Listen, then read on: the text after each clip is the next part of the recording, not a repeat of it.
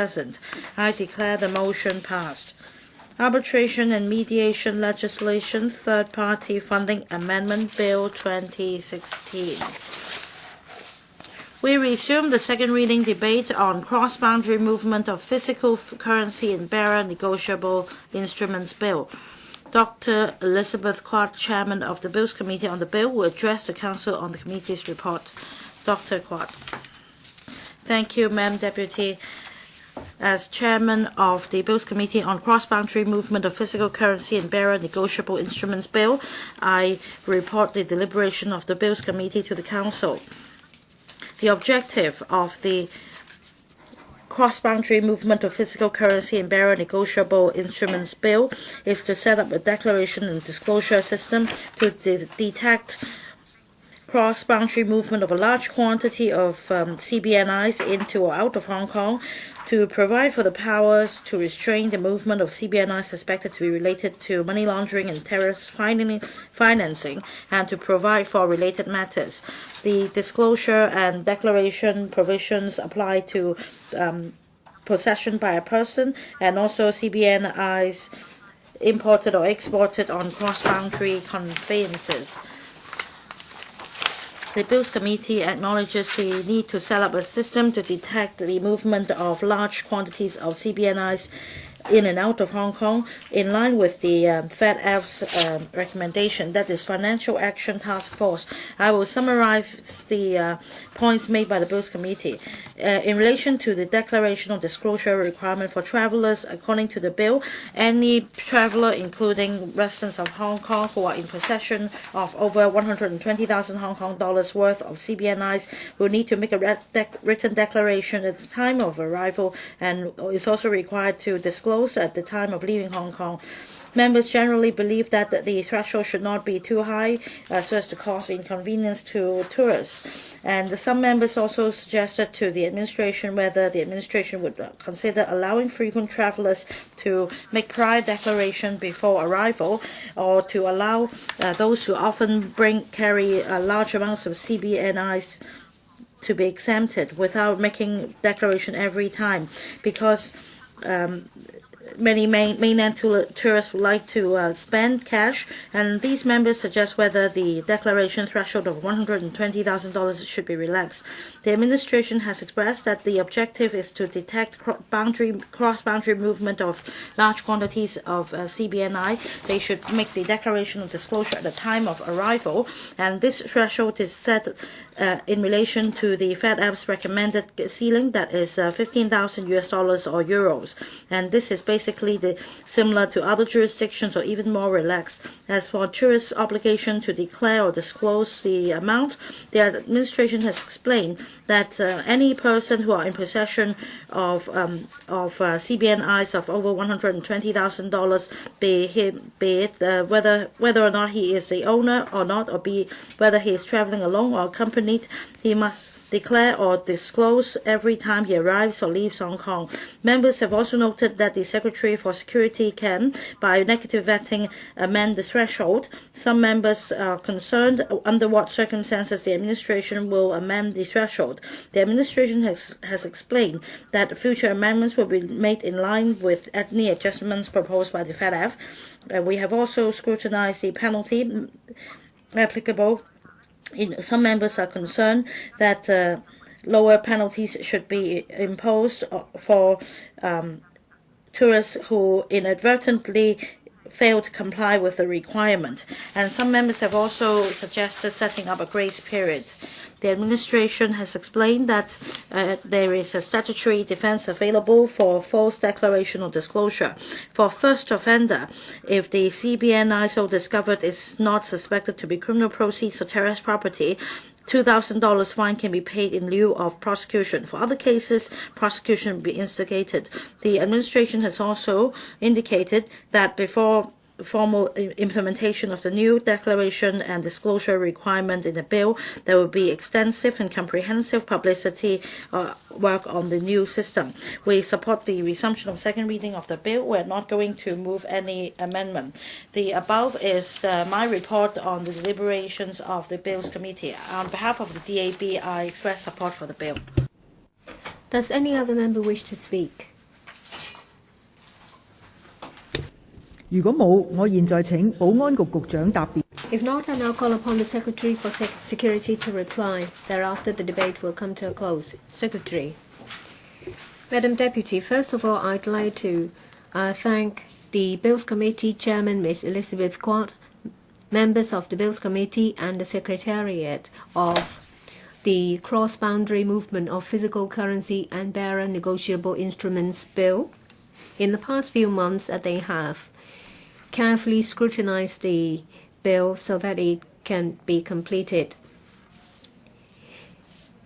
In March, when I introduced the bill to LegCo, I have already mentioned that the object of the bill is to implement Recommendation 32 of the Financial Action Task Force, FATF, by establishing a declaration or disclosure system to detect the physical cross-boundary transportation of currency and bearer negotiable instruments, CBNIs, to ensure that terrorists and criminals are unable to finance criminal activities or launder crime proceeds by cross-boundary transportation of CBNIs.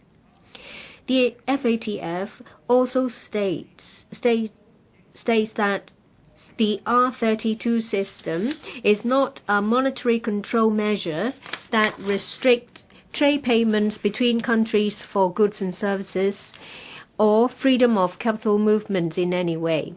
Hong Kong is a FATF member and should implement the R32 system recommended by the FATF to fulfill our international obligation to combat money laundering and terrorist financing in order to protect Hong Kong's reputation as an international financial center. We abide by several important principles from the design of the R32 system to the drafting of the bill. The principles include: 1. The system will meet low standards recommended by the FATF and at the same time take into account local situation. 2. The system will base on existing passenger and cargo clearance arrangements as far as possible for ease of compliance. 3. The operation efficiency of existing control points will not be affected. The bills set out in detailed provisions relating to declaration and disclosure arrangement, penalties and enforcement required in the implementation of R32 system. The bill requires declaration or disclosure of cross-boundary transportation of CBNIs of a total value of more than 120,000. We've taken reference of the recommendation of the FATA of US dollars or euro 15,000 when setting this threshold. This actually is more lax than other members of the FATF, that is, the mainland, US, UK, Australia, Canada, Japan, and Singapore. When we were drafting the requirements, we have taken into account various considerations, say, for example, the need to carry cash by visitors, the inbound, outbound customs procedures, operation of enforcement, as well as international standards. In relation to passengers, those who enter Hong Kong through specified control points, and if they are in possession of a large amount of CBNIs, they will currently have to use the red channel and make a written declaration to the customs and excise. For those who enter Hong Kong or leave Hong Kong through non-specified control points, upon the request of customs, these people, if they're in possession of a large amount of CBNIs, will have to make written declaration of relevant information. And the information required has taken into account the guidelines of the FATA, which is similar to other members of the FATA, that is UK, US, Australia, New Zealand, and European countries.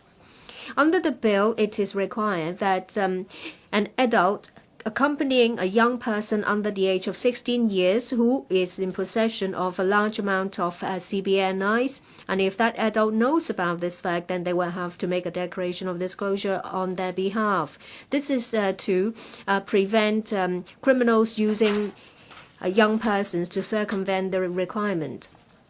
During the deliberation of the bill, some members expressed concern about people using multiple entries within a day in and out of Hong Kong by carrying less than 120,000 dollars of CBNIs to circumvent the declaration procedure.